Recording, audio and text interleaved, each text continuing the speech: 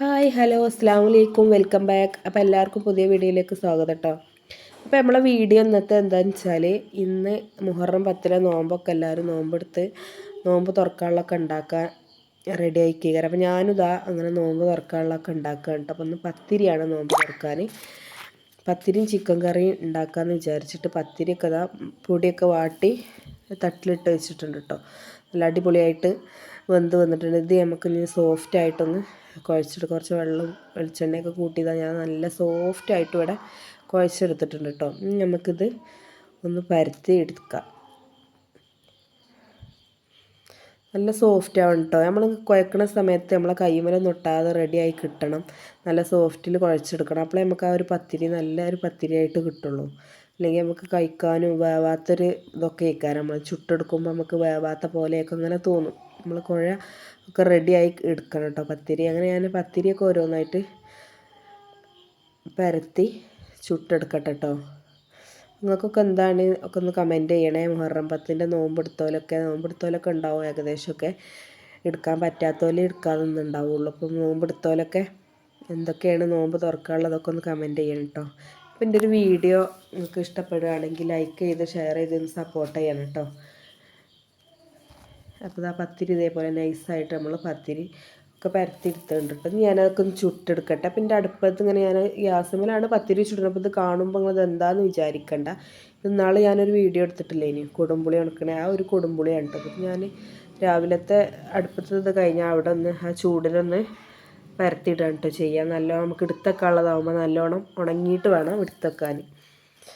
അപ്പോൾ പത്തിരിയൊക്കെ ഇതാ ഞാൻ ചുട്ടെടുക്കുകയാണ് കേട്ടോ. അപ്പോൾ നമ്മളെ വാട്ടലും കുഴക്കലും ഒക്കെ റെഡി അടിപൊളി ആയാൽ നമ്മളെ പത്തിരി നന്നായിട്ട് പൊള്ളി നമുക്ക് നല്ല പത്തിരിയായിട്ട് കിട്ടും കേട്ടോ. അപ്പോൾ പത്തിരിയൊക്കെ നല്ല അടിപൊളിയായിട്ട് പൊള്ളി വരുന്നുണ്ട് കേട്ടോ. കണ്ടോ അതാ പപ്പടം പോലെ നന്നായിട്ട് പൊള്ളി വരുന്നുണ്ട്. അപ്പം ഈ ഒരു പത്തിരി നമുക്ക് നാളെ വെച്ചാലും നാളെ വൈകുന്നേരം ആയാലും ഒക്കെ നല്ല നല്ല നല്ല കുഴഞ്ഞിട്ട് തന്നെ കിട്ടും കേട്ടോ. നമുക്ക് ഒരു ഹാർഡായിട്ട് നിൽക്കില്ല. അപ്പം അങ്ങനെ ഈ പത്തിരി പണിയും ഏകദേശമൊക്കെ പൂർത്തിയായി കേട്ടോ. പത്തിരി ചിക്കൻ കറിയാണ്. പത്തിരി പണി കഴിഞ്ഞാലായിട്ടാണ് ഞാൻ ചിക്കൻ കറിമൊക്കെ നിന്നത്. അപ്പോൾ ചിക്കൻ കറി ഉണ്ടാക്കാൻ ഒരുങ്ങാം കേട്ടോ. നമുക്ക് ചട്ടി എണ്ണ ഒഴിച്ച് കൊടുത്തിട്ട് ഉലുവ പൊട്ടിച്ചെടുക്കുകയാണ്. അതിന് ശേഷം പിന്നെ 2 സവാള അരിഞ്ഞ് വെച്ചിന് ഞാൻ. അതൊക്കെ ഒന്ന് എടുത്തിട്ട് വഴറ്റി വെളുത്തുള്ളിയും ഇഞ്ചിയും 2 പച്ചമുളക് കീറിയത് കൂട്ടിയിട്ട് അതും കൂടി ഒന്ന് ചതച്ചെടുക്കുകയാണ് കേട്ടോ.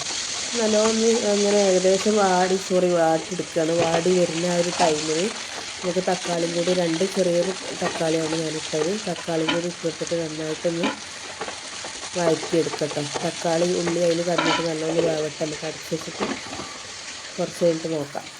അങ്ങനെ ഇതാ തക്കാളിയും അതൊക്കെ നല്ല വെന്ത് വന്നിട്ടുണ്ട്. പിന്നെ ഒക്കെയാണ് മസാലപ്പൊടികളൊക്കെ ചേർക്കുക കേട്ടോ. മുളക് പൊടി, മല്ലിപ്പൊടി, മഞ്ഞൾപ്പൊടി, ഗരം മസാലപ്പൊടി ഇതൊക്കെ ചേർത്തിട്ട് ഒന്നും കൂടി ഇതിൻ്റെ ആ ഒരു പച്ച പോകുന്നത് വരെ നമുക്ക് നന്നായിട്ടൊന്ന് വഴറ്റിയെടുക്കാം.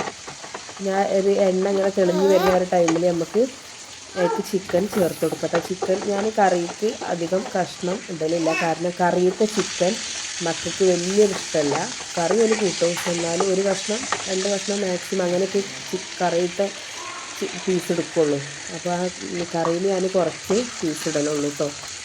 അപ്പോൾ അങ്ങനെ കറിയൊക്കെ ഇവിടെ റെഡിയായി. ഇനി അതൊക്കെ കടന്നോട്ടെ. കുറച്ച് മല്ലിയിലും കൂടി ഇട്ടെടുത്തു. ഇനി അടുത്ത് നമ്മൾ പഴംപൊരി ഉണ്ടാക്കാം. പഴം വിടണ്ട്, നല്ല പഴുപ്പുള്ള പഴം വിടണ്ട്. അപ്പോൾ ഞാൻ പഴംപൊരി ഉണ്ടാക്കാമെന്ന് വിചാരിച്ച് അങ്ങനെ പഴംപൊരിക്കുള്ള മാവൊക്കെ റെഡിയാക്കി ചട്ടിയിൽ എണ്ണയൊക്കെ ഒഴിച്ച് എണ്ണ ചൂടായതിന് ശേഷം അതൊക്കെ അതിലിട്ട് ഞാൻ റെഡിയാക്കി.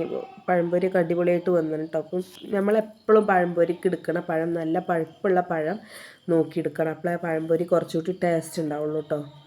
അപ്പോൾ അങ്ങനെ പഴംപൊരിയൊക്കെ റെഡിയാക്കി. മൈദപ്പൊടിയും കുറച്ച് ഒരു ചെറിയൊരു കയ്യിൽ അരിപ്പൊടിയും പിന്നെ 2 ഗ്ലാസ് മൈദപ്പൊടിയും ഒരു നുള്ളി സോഡാപ്പൊടിയും ഒരു പിഞ്ച് ഉപ്പ് ഇട്ടതാണ് കേട്ടോ നമ്മളെ മാവ്. അങ്ങനെ മാവൊക്കെ അടിപൊളിയേനി. അപ്പോൾ അങ്ങനെ നമ്മളെ പഴംപൊരിൻ്റെ പരിപാടി കഴിഞ്ഞ് അതൊക്കെ കഴിഞ്ഞ് കുറച്ച് കഴിഞ്ഞപ്പോൾ ബാങ്ക് കൊടുത്തെന്ന് എല്ലാവരും നോറ്റ ദിവസമാണ് കേട്ടോ. ഞങ്ങൾ 4 ആളുണ്ട്. അപ്പോൾ ഞാൻ ഓരോ പാത്രത്തിൽ വേറെ പാത്രത്തിലൊന്നും എടുത്ത് വെച്ചില്ല. കറി വെച്ച പാത്രം, പത്തിരി ചുട്ടച്ച പാത്രം, പഴംപൊരി വെച്ചത്. ഇത് മൂളുസ് എന്തോ അങ്ങാടിയിൽ നിന്ന് എന്തോ കൊണ്ടുവന്ന ബർഗർ പറഞ്ഞിട്ട്, മിനി ബർഗറാണ്. പിന്നെ ഫ്രൂട്ട്സ് ആയിട്ടുള്ള ഇതാണ്. പിന്നെ ഇനി നാരങ്ങ വെള്ളവും ചായ ഉണ്ട് കേട്ടോ.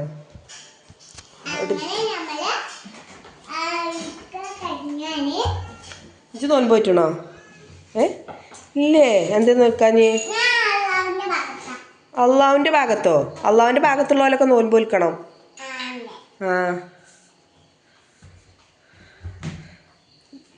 നെച്ചൊക്കെ നോൻപ് പോയിട്ട് കാത്തിക്കാട്ടോ.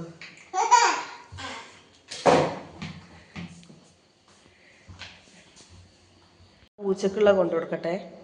പൂച്ചൻ്റെ ഫുഡാണ് ഇട്ടത്. പൂച്ച കോത്ത് പോര് പോര് പോര് നടക്ക് നടക്ക് നടക്ക് നടക്ക് മുന്നിക്ക് നടക്ക്, എന്നാലേ കിട്ടുള്ളൂ. നടക്ക്.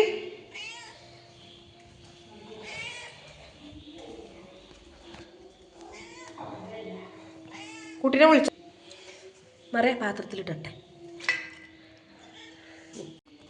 എന്നിട്ടാ